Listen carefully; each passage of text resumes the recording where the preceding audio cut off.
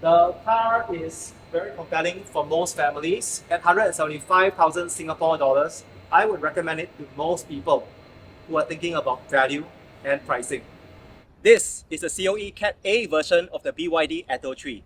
This is one of the top selling EVs in many markets around the world. And this version is significant because in Singapore, our COE premiums have risen to record highs, making cars a lot more expensive. And this version allows EVs to continue remaining affordable to the masses. This version is $20,000 cheaper than the original Cat B version that launched last year. And it is $75,000 more affordable than the entry-level Tesla Model Y. As you see right behind me, there are a lot more Tesla Model Ys and BYD ATTO 3s in Singapore. EV adoption is rising. Both these brands account for more than half of all the EVs in our country. I did a review of the original Cat B version that launched last year, and you'll find a link above and down in the video description. In this video, I'm going to share with you what's different between this Cat A version and the original Cat B, the upgrades that BYD has made to the car, and my final verdict on who this car is for. Click subscribe to stay updated to more videos on EVs. Let's start with what's different about the cars. The engine, the motor has been detuned down from 150 kilowatts to 100 kilowatts. And that means that acceleration goes down from 7.3 seconds to achieve 0 to 100 kilometers per hour down to 9.7 seconds. To me, after driving this car in Singapore over the past 2 days, I don't feel a practical difference. You're not suffering much, you're not losing much. Unless you're racing with it, you won't really notice it. So I normally drive in normal or chill mode, and this is a good trade-off for a more affordable price. This car has a WLTP range of 420 kilometers. My real-world range driving this car the past few days is around 380 kilometers, which is pretty good. That means if you're only driving around 50 kilometers per day, you need to charge this car just once per week. The charge port is right in front over here. Now this car, the battery is, EVs have the battery below, so they got lower center of gravity. And this car has a 60.5 kilowatt hour lithium ion battery. That means it's okay to charge this car all the way up to 100% when needed. That gives you more effective range for your car, because other battery chemistries, they normally recommend you to charge up to 80% for preserving the battery life. The second big benefit about this car, and the big improvement that is different now, is the BYD app. So this app is very helpful because I have it in my phone right now. In the past, last year when I rented the Cat B version, we parked the car, we were walking away, we were leaving the car park, and we crossed the road. I was in Novena Square, and then I realized I forgot to lock the car. Now with the app, I can remotely unlock and lock the car. So it saved me from walking all the way back 5 minutes to the car park and back to this car. So that's one huge benefit. The second big benefit about the app is that for EV owners, we need to see our state of charge, especially when we're charging and we don't want to hog the charger. So right now with the app, I can see that I'm at 74% state of charge over here. And when it's charging, it shows me how many kilowatts I'm charging as well. For this car, we have max AC charging speed of 6.6 kilowatts, and for DC, 80 kilowatts. It's decent. So for road trips, you just want to plan slightly longer stops when you're driving a lot. Now the third big benefit about the app is that you can see me sweating now. It is very hot in Singapore. So what I can do is, we can turn on climate control remotely. So all I do is I click on this over here, and I click turn on. That's the operation password. So I just enter the digits on the app. And once it does, it will show you. The car just lighted up, and AC is turned on for 10 minutes.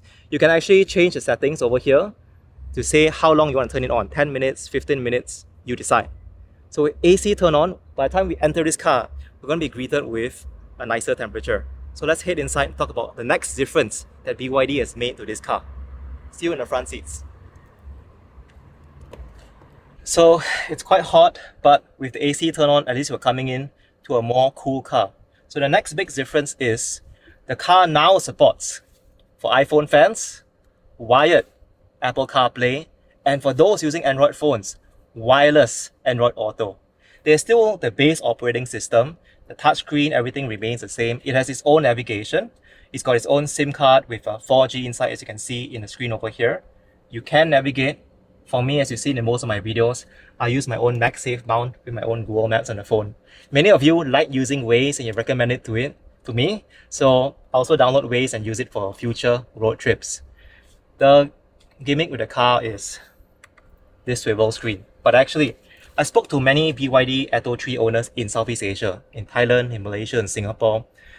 This one isn't used as much by most people outside of China, because in China, there's a lot more apps. There's a more extensive app store. So you got like Douyin, the local TikTok.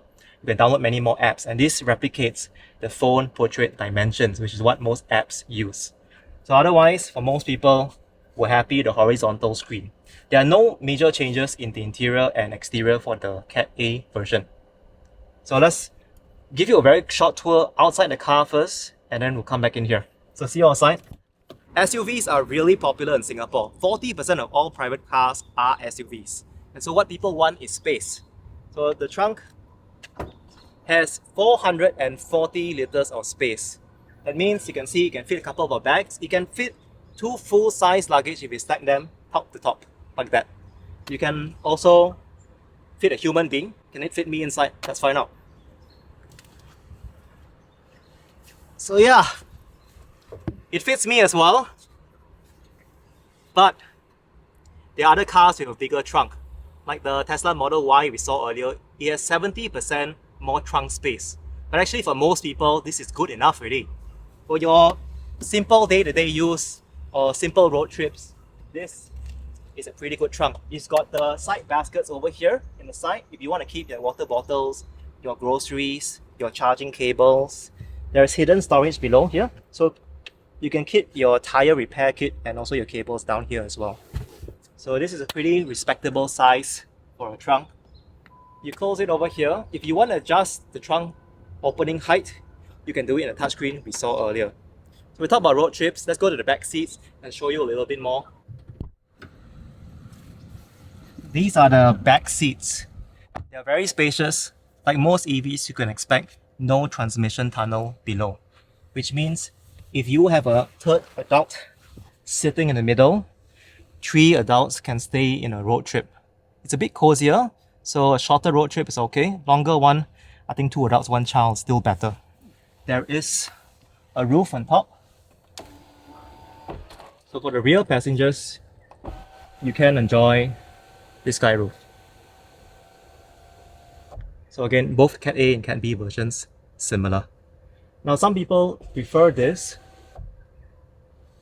because not everyone likes the sunroof. For some people who own other EVs like a Tesla, all of them have a glass roof and some of them tinted because they feel maybe hotter. But this looks great for rear passengers. And for us, with all these leg rooms, we can take road trips. To take road trips, we have to make sure that the car is charged. So let's go in front and navigate to a nearby charging station and talk about the driving and handling experience. See you back in the front seats. Well, back in the front, this car has a very handsome exterior design. Many people like it. The interior design is an acquired taste. It's been out for some time now, whether it's the gym muscle fiber inspiration or the music tones in the side. My daughter has been playing with this the past 2 days. She just can't keep her hands away from this. That's something that you've got to decide when getting this car. Right now, we're going to navigate to a nearby charging station. So as usual, I'm using the SP app because it's got a very big network. And go to EV charging on the app. And you can see a couple of nearby spots. Where I want to navigate to is going to be Beach Road. So I'm going to find the Beach Road charger. There are a couple of ways to do it. You can also use the map. So if I use the map, I can just zoom in and out. By the way, just look at all the EV charging stations in Singapore. Every time we show this map, the number just keeps on increasing. Okay, so as we scroll in, we are going to go to this location, South Beach Tower. It's got AC charging, which is good enough for us. So the rate is 60 cents per kilowatt hour, a little bit higher in some locations. So I click on directions and I'm going to use Google Maps. So I exit the previous navigation and let's head over there. This is a 13-minute drive. Head northeast. Okay, so plug it in here.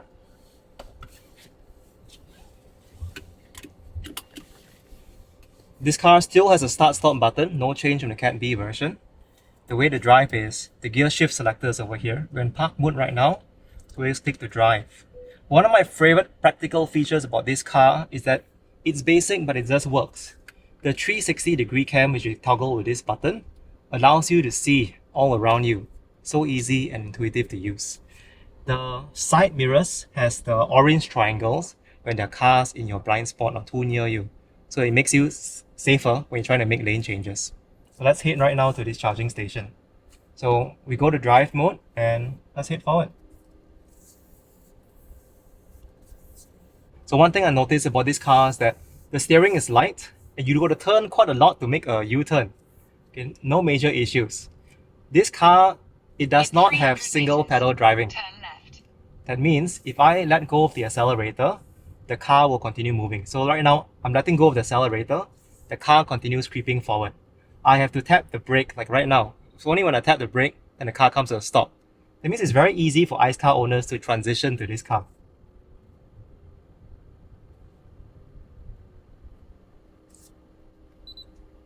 Okay. So to turn off this camera, you just press the same camera button on your steering, like so. And you can use this navigation as well if you want to. Or you can use your Apple CarPlay or Android Auto navigation, whichever works best for you.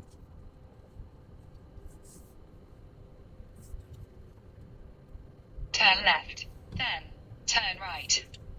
On this car, the turn signals are on the right stalk. So they're opposite of a Tesla and most Continental cars. So you notice how quiet this car is as an EV. The BMW iX as a much more expensive car is quieter, right. But this is already a significant improvement from most ICE cars. As a driver, I think this is a pretty comfortable car to drive. No major issues, everything just works for me. I do wish that there was single pedal driving. There's probably options to adjust the regen, but the car may or may not come to a full stop. So it's best to ask your sales advisor if you're getting a BYD. For cruise control and lane keep assist are these buttons over here. This button for lane keep assist. Now one watch out is that not all brands will follow every lane. So for most cars, if the road is straight or it's a gentle curve, it works fine. In a very steep curve, you may want to drive yourself. And then this one will help you to keep the same distance away from the car ahead of you. So there is some autonomy to help you. On the right side, we have media controls. The media controls allow you to play Spotify, there's Spotify here, or we use Apple CarPlay, there's Apple Music. We are about 4 minutes away from our charging location at South Beach Tower. It's at basement 2. We just passed Arab Street, which is a very popular art scene in Singapore. Over here right now, we are in downtown. You see some office buildings above here. So the building we're going to is actually near the tall tower right in front of us. And those white towers in the middle, that's Raffles City Shopping Mall. So you get a bit of a tour of Singapore. Congestion ahead. In the meantime, you can go to home, you can explore the different user interface. You can play with Spotify, you can turn it on, or you can also play radio.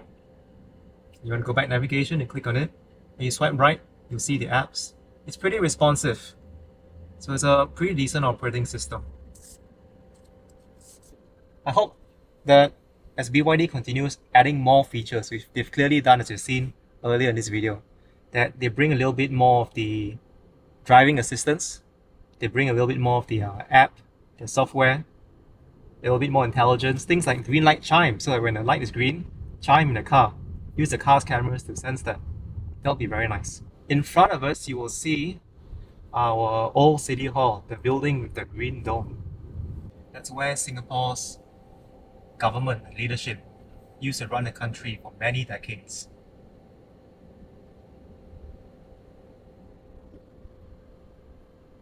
As you look around the roads, there's still a lot of ICE cars. There's still a lot of opportunities for EVs to come up.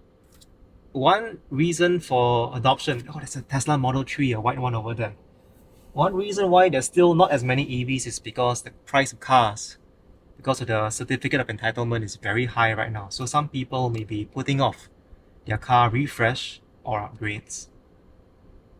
Hopefully in the next 5 years, we start seeing a lot more EVs. The government aims to ban sales of new pure ICE cars by 2030. They're building up to 60,000 public chargers in our country by 2030. So that's a pretty big commitment. And what's encouraging is that even companies that have been holding back on ICE like Toyota and Honda are starting to become more serious. They will launch more models. The question is, can they do it on time? Because to me, BYD seems to be the new Toyota of EVs. Reliable, affordable, they just work. And now we're 1 minute away from our EV charging stop. We're going to make a left turn to the car park and go down to basement 2 of South Beach. It's my first time here. For every video, I try to showcase a new charging station just to highlight how many EV chargers we have in our country. Because for most people, before getting an EV, they have concerns about charging. But for all my friends who got an EV, whether it's a Tesla, a BYD, a Kia, they don't see any major problems with charging anymore. Okay, so entry looks like it's on the right. Head southwest, then turn right.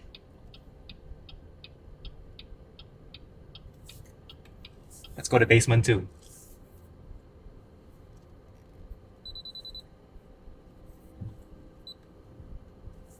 And this is our first time, the South Beach car park. It says in front there, Turn welcome left. to South Beach. Please switch to left beam. It's actually a really nice looking car park. And I love that it's quite spacious. Again, this is compact, it's a small car, very, very easy to drive and navigate. Okay. So it says basement 2 on the left. Let's make a left turn.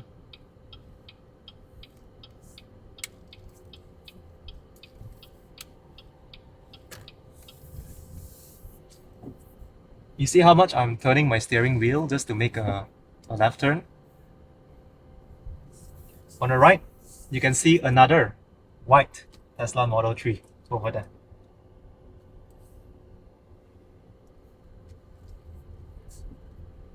My family saw another BYD ATTO 3 yesterday when we were having dinner in Jewel Changi, but we hope to see more. And looks like on the right, that's our EV charging stations. So let's make a right turn. Okay, I can't make a right turn. I'm going to make a big round to get to the charging station. And you see the sign in front there. It says EV charging.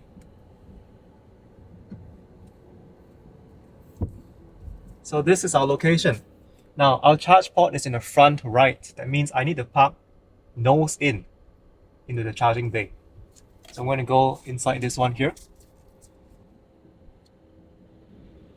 Now to straighten the car, I turn on the cameras so I can see my 360-degree camera. I'm going to reverse a little bit. It's very helpful guidance for drivers.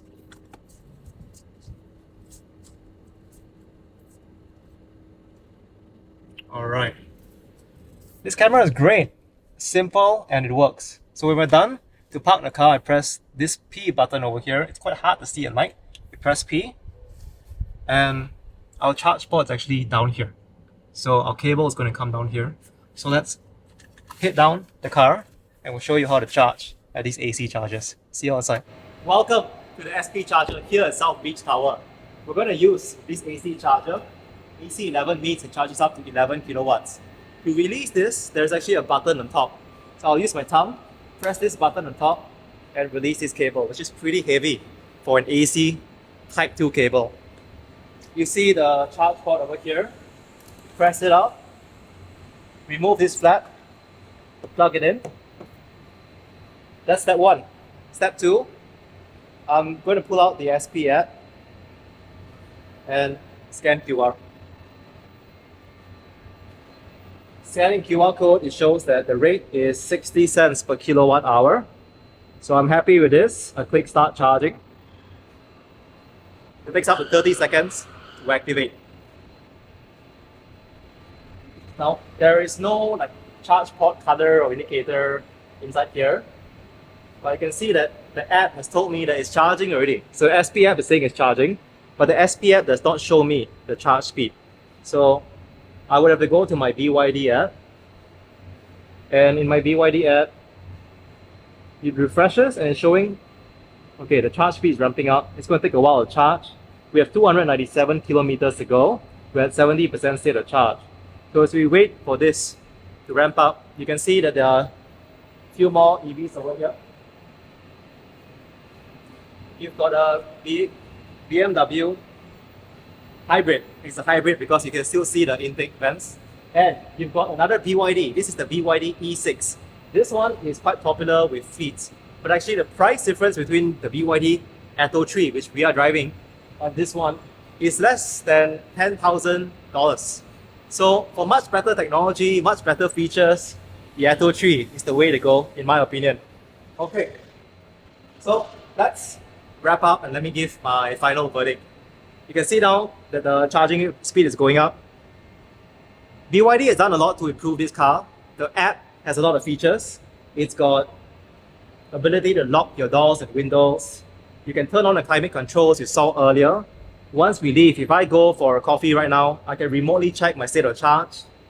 I can check my tire pressure remotely, and I can schedule services. Also, for families that have a fleet of BYDs, I can now pick the different cars to drive. I've got 2 cars in my accounts, so I can swap between them.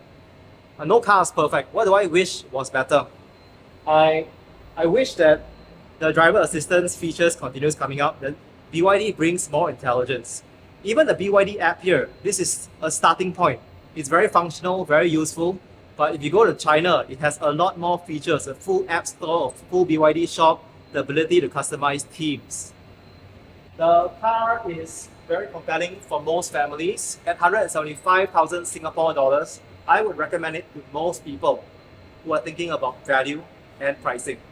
Again, this car is a lot cheaper than most BMW, Mercedes, Tesla EVs. It gets the job done. I wish there was a frunk. Future BYDs will have a frunk. So I believe by Q3, when BYD launches the BYD Seal, their new sedan, which is like their Tesla Model 3 competitor, that will have a small frunk in front. I wish that the trunk space was slightly larger, but that's a small thing because this is quite a compact car. I love the exterior design. Many people will hope that the interior design is a bit less polarizing with the guitar strings, the muscle fibers. Overall, I think this is a great car and I would recommend it to most people. Let me know what you think about the Cat A BYD ATTO 3. If you found this video useful, please click the like button and hit subscribe to stay updated to more videos on EVs.